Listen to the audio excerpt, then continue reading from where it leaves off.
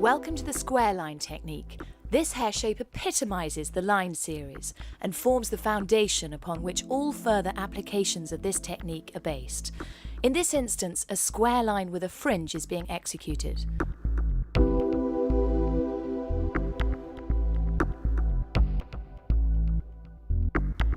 Prior to shampooing, a decision should be made on the finished hair length, with the emphasis on suitability for the wearer.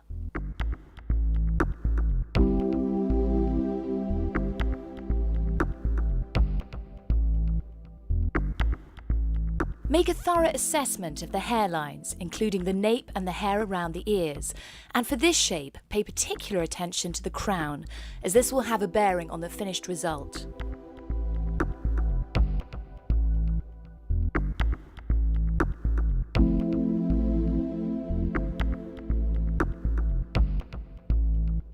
After checking hairline growth in this area, make a decision on the fringe length and shape.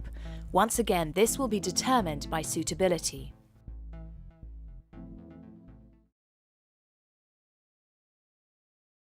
Having shampooed and conditioned the hair, determine the natural parting by combing the hair away from the face as shown and pushing gently forward.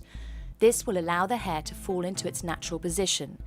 Notice how the hairline in front grows asymmetrically. To achieve the correct balance, this will have to be allowed for in the cut. If the crown has strong or difficult growth patterns, isolate this area in a triangle as shown. This will be dealt with at a later stage after the rest of the hair shape has been completed. Ensure now that the client is sitting upright with arms and legs uncrossed.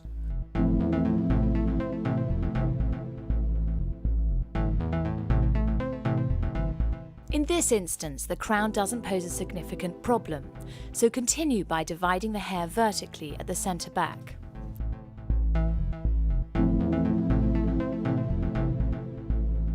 Now take a horizontal section. In order to produce a square shape, this section should be slightly inverted. This will also compensate for the roundness of the neck and the inclination of the head. Keep the head tilted forward through this part of the process to minimise the undulations of the neck. Comb the hair in the direction in which it grows and cut a line that mirrors the angle of the section. Extend the line into the corner, taking care not to over-direct the hair.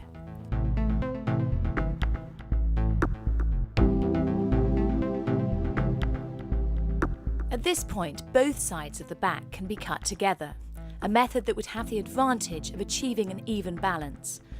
Alternatively, one side can be worked through in isolation. However, keeping the hair consistently damp, having an overview of the balance, and an even inclination of the head would be factors that should be considered. Secure the hair onto the skin with 1 or 2 fingers and cut a line parallel to the section.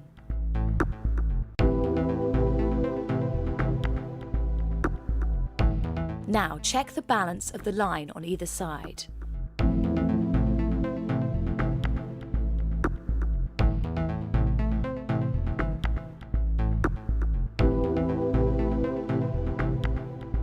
Now take a section parallel to the first and comb the hair down onto the skin.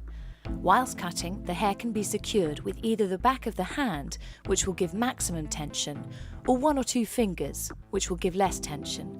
With either method, use fine sections and always follow the guideline.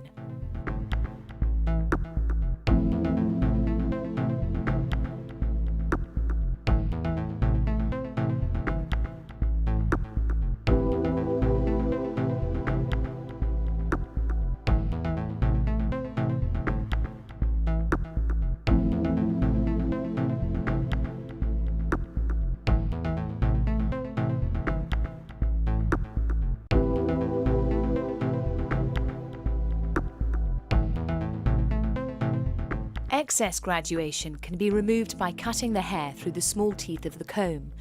This will produce the least amount of tension. In the case of a hairline with an extremely difficult growth pattern, there should be no tension at all. Now work through both sides until the occipital bone area is reached.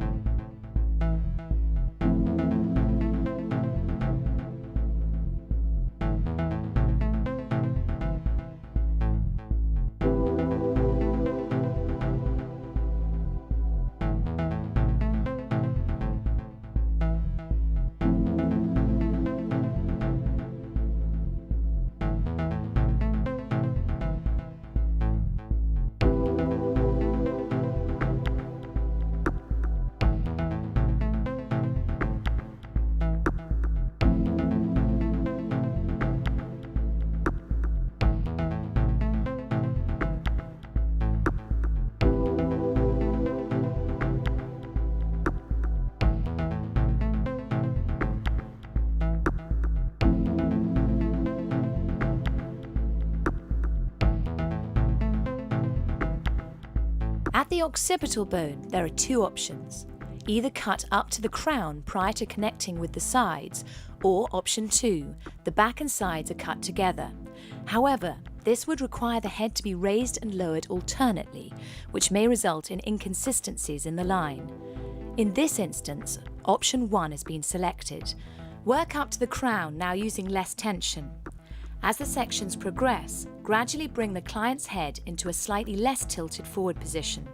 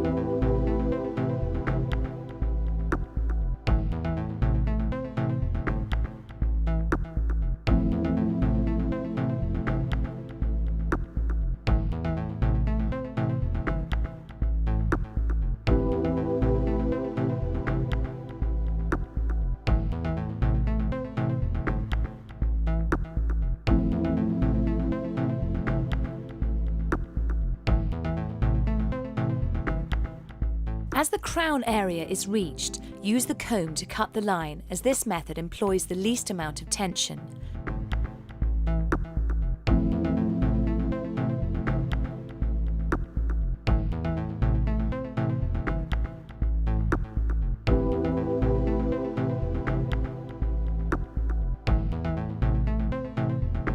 Take care to divide the hair correctly around the ears.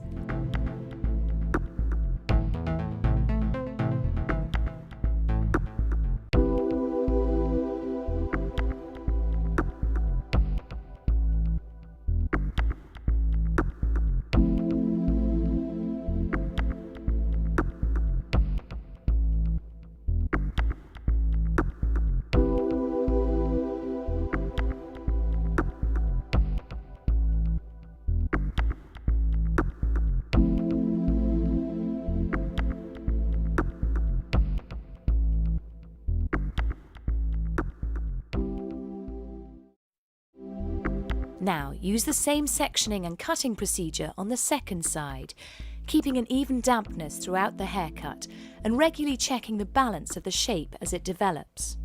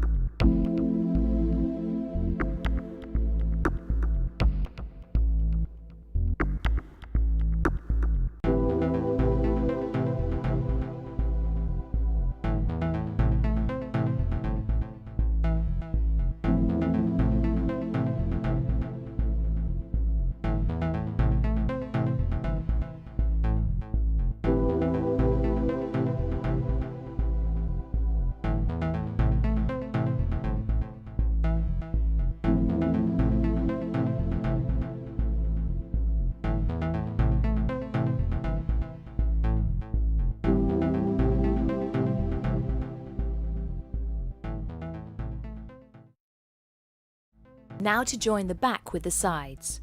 With the head in a natural position, using the hair behind the ear as a guide, take a section that flows from the back to the front. Ensure that the first section contains sufficient hair to give definition to the line. Always check behind the ears for loose ends. Compensation for the protrusion of the ear is essential for the success of the finished result. Lightly pressing the hair above the ears will allow extra length to maintain the strength of the line. Here, the hair is being held gently in the comb with no tension. To enable more control, tilt the head away whilst the line's being cut. Subsequent sections are now taken parallel and the same cutting method employed. There are several ways to allow for the ears, although tapping the hair above the ear is common to all techniques. Holding the hair in the comb, as shown here, puts the least amount of tension on the hair. Holding the hair in the comb and over-directing back will give slightly more graduation, and holding the hair onto the skin with the fingers or the back of the hand will put the most tension on the hair.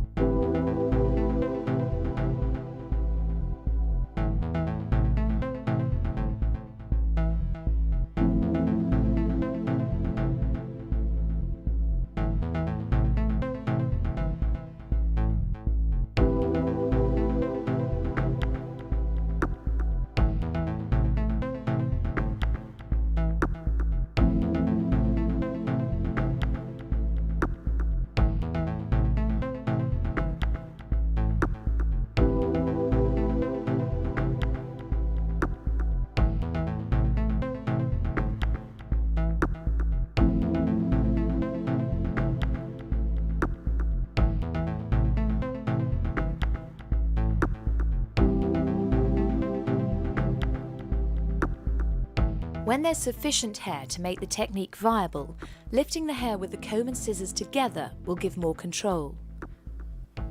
Now continue to the original parting.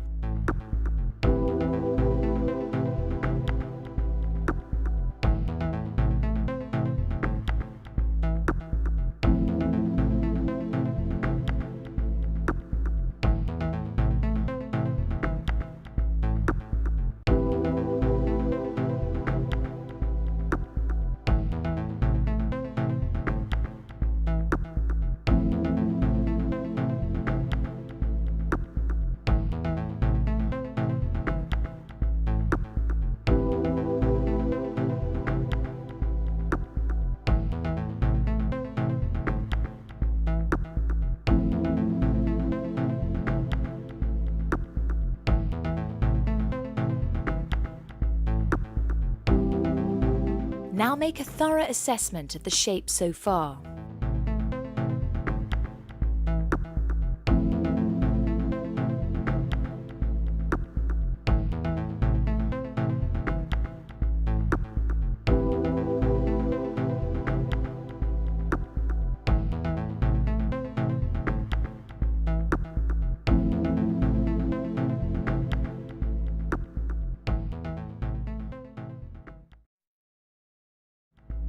Now use the same sectioning and cutting procedure as for the first side.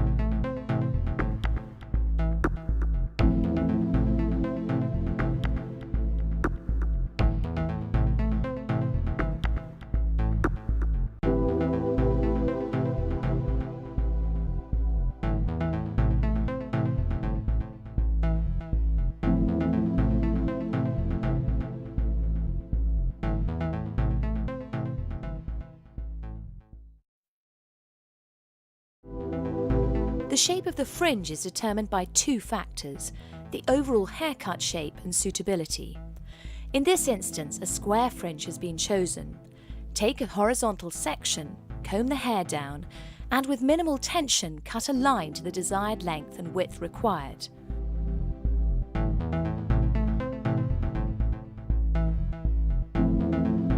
The cutting line mirrors the angle of the sections.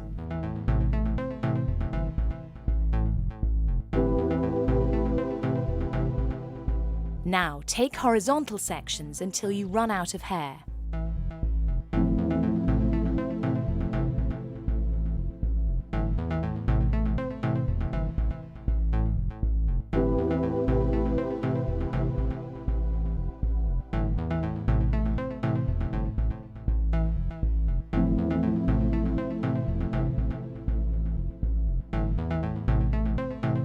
Because of the density of the hair, sectioning has been reduced to a minimum.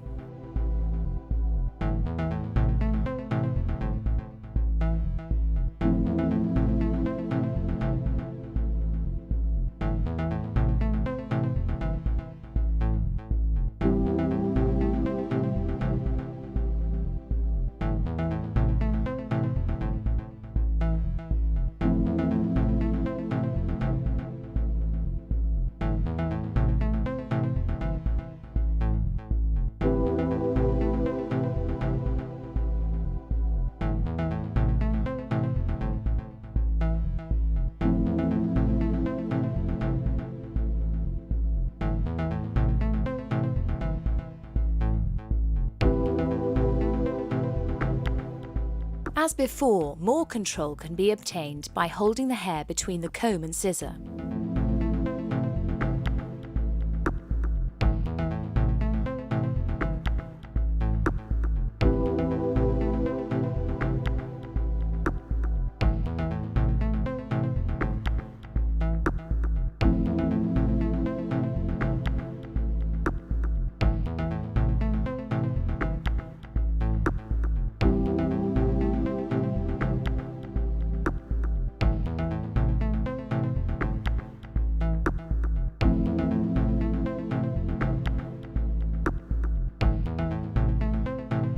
There are various methods of sectioning off a fringe.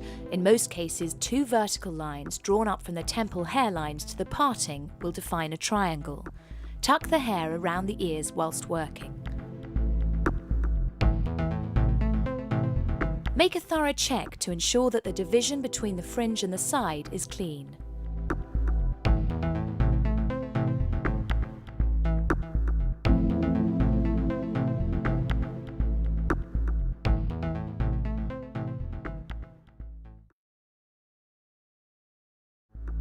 Now use the same sectioning and cutting procedure as for the first side.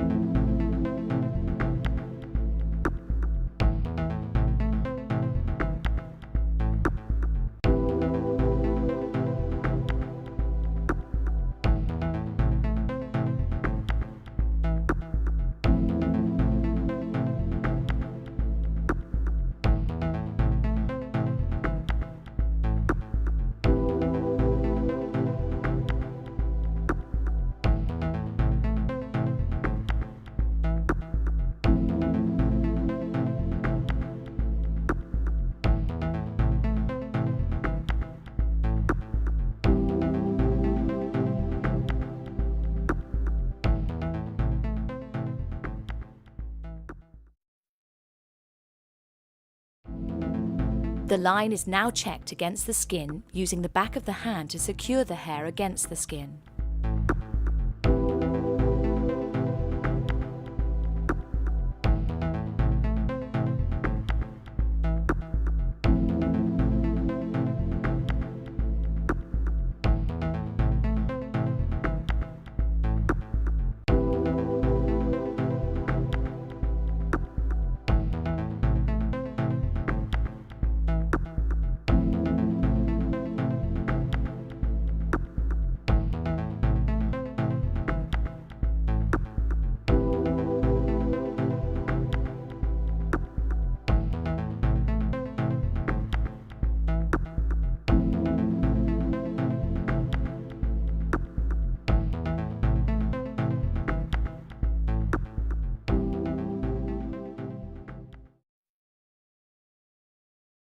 Prepare the blow dry by damping the hair with a suitable finishing product and combing into place. Now use a wrap drying technique that starts from and employs the same sections as the cut.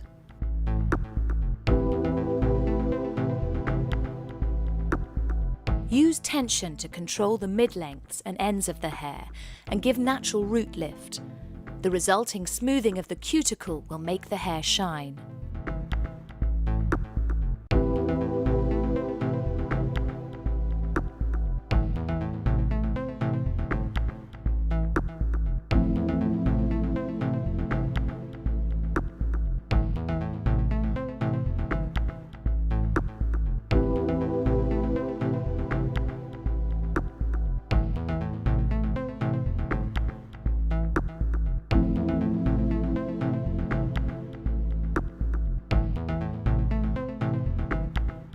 Using both hands will ensure that the hair has the same finish on both sides.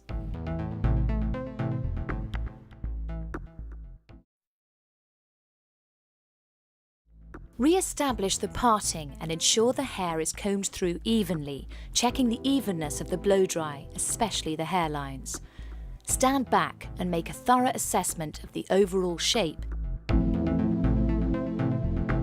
Redefine the outline, including the fringe, paying special attention to the area below the ears.